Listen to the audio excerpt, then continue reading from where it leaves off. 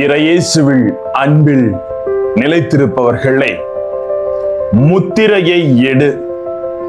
இது ஒரு வகையான சீல், கவர்மெண்ட் சீல், நம்முடைய பெயர் கொண்ட சீல் அப்படின்னு சொல்லிட்டு எத்தனையோ முத்திரைகளை பார்த்திருப்பீர்கள்.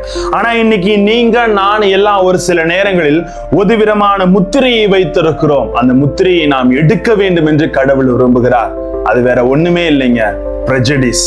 ஒருத்தர் மீது நாம் கொண்டிருக்கிற ஒரு முன்சார்பு நிலை, இவங்க இப்படிதான் அப்படின்னு சொல்லிட்டு அவங்க மீது அவர்களை முழுமையாக தெரிந்து கொள்ளாமலே அவர்களை தீர்ப்பிட்டு ஒரு வகையான முத்திரையை இட்டு கொண்டிருக்கிறோம். இந்த சூழ்நிலையை அகற்றி வாழ வேண்டும் என்று வார்த்தையிலே இறைவன் விரும்புகிறார். அதை அறிந்து கொள்ள வார்த்தையோடு பயணம் செய்வோம் வாங்க. Praise the Lord. இயேசுவுக்கே புகழ், இயேசுவுக்கே நன்றி. இறைவனின் அருட்கரம், அருள் ஆசீர் உங்களையும் உங்கள் குடும்பத்தையும் முழுமையாக ஆசீர்வதிக்க நான் முழுமையாக வாழ்த்துகிறேன். அன்பில் இனியவர்களே, ஒரு மனிதனை பல நாள் பழகி நல்ல ஃப்ரெண்ட்ஷிப்பா இருந்து அவங்க நல்ல ஒரு நிலைக்கு வளர்ந்து வரை நாம் சில நேரத்தில் உதவும் கரமாக இருக்கலாம். அதே நேரத்தில் ஒரு மனிதன் பிற்காலத்தின் நல்ல ஒரு உயர்ந்த நிலைக்கு வந்திருக்கிற பொழுது ஏன் அவர்களை நாம் எளிதாக ஏற்றுக்கொள்வதில்லை? சில நேரத்தில் ஒரு விதமான தயக்கம் நம்மில் இருக்கிறது. இன்றைய நற்செய்தி நமக்கு வெளிப்படுத்தும் உண்மையும் இதுதான். நாசரேத்து என்ற ஊரில் ஒரு விதமான சமூகத்தில் பிறந்த இயேசு வளர்ந்த பருவத்தில் ஒரு சராசரி மனிதனாக பார்க்கப்பட்ட காரணத்தினால் அதே ஊரில் இயேசு திருவாய் மலர்ந்து பேசிய ஞானமிக்க வார்த்தைகளை கேட்டு நாசரேத்து மக்களால் அவரின் போதிக்கும் ஆற்றலை ஏற்றுக்கொள்ள முடியவில்லை. இவன் தச்சனுடைய மகன் தானே, மரியாவுடைய மகன் தானே, இவனுடைய சகோதர சகோதரிகள் நம்மோடு இருக்கையில் இவனுக்கு மட்டும் எப்படி பேர்பட்ட ஞானம் வந்தது? பாத்தீங்களா, ஒரு மனிதனின் நிலையை எப்படியெல்லாம் தீர்ப்பிடுகிறார்கள் என்று சொல்லி அவரை ஏற்றுக்கொள்ள மறுக்கிறார்கள். மார்க் 6:3 நமக்கு தெளிவுபடுத்துகிறது. ஒருவரை பற்றி ஒரு சில முத்திரைகளை மனதிற்குள் புதைத்து அதன் அடிப்படையிலே ஒருவரை பார்த்து ஒரு சராசரி மனிதனுக்கு இருக்கக்கூடிய இயல்புதான் இவன் படிதான் அப்படின்ற ஒரு தீர்ப்பு எப்பவுமே நாம் இட்டுக்கொண்டு இருக்கிறோம். இந்த முத்திரை குத்துதல் எதனால் நிகழ்கிறது என்றால் அடுத்தவரை குறித்து நாம் வளர்த்து கொள்ளுகிற முன்சார்பு எண்ணங்களில் தான். ஆங்கிலத்தில் prejudice. அவங்கள பத்தி தெளிவா தெரியாம அவங்க மேல ஒரு வகையான prejudice நாம ஏற்படுத்தி கொள்கிறோம். கடந்த நூற்றாண்டின் மாமனிதர் என்று கருதப்பட்ட ஆல்பர்ட் ஐன்ஸ்டைன், அவரை பார்த்தீங்கன்னா அவர் அழகா ஒரு விஷயம் சொல்லியிருப்பார். அணுவை கூட பிளந்து விடலாம், இந்த சின்ன ஒரு அணுவை கூட பிளந்து பல காரியங்களை சாதித்து விடலாம். ஆனால் மனிதரின் இருக்கும் முன்சார்பு எண்ணங்களை முறியடிப்பது கடினம். அணுவை கூட பிளந்தலாம், ஆனா மனுஷனுக்குள்ள இருக்கிற அந்த மனதில் இருக்கிற ஒரு வகையான prejudice எண்ணங்களை களைப்பது மிகவும் கடினம் என்று சொல்லி இருக்கிறார்.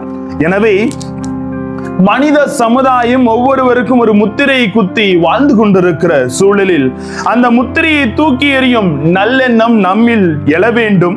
நமது எதிர்பார்ப்புக்கு ஏற்றாற் போல் மற்றவர்கள் மாற வேண்டும் என்று நினைக்கின்றோமே ஒழிய மற்றவர்களை பற்றி நாம் வைத்திருக்கக்கூடிய பார்வைக்கு அந்த பார்வையை மாற்றிக்கொள்ள வேண்டும் என்று நாம் நினைப்பதும் இல்லை, முயற்சிப்பதும் இல்லை.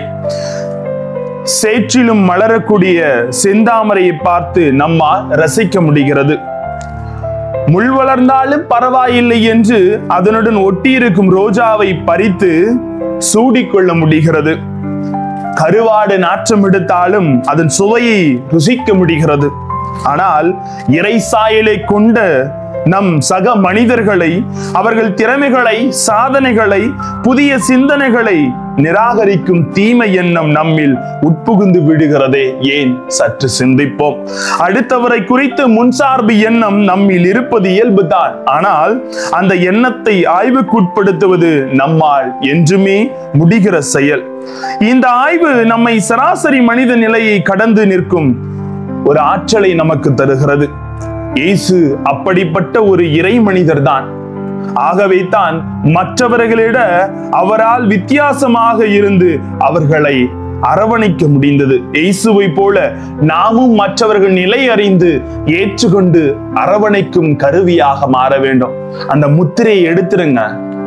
ஒரு வகையான கண்ணாடியை போட்டு, பச்சை கண்ணாடியை போட்டு பார்த்தா பச்சையா தான் தெரியும், கருப்பு கண்ணாடி போட்டு பார்த்தா கருப்பா தான் தெரியும்.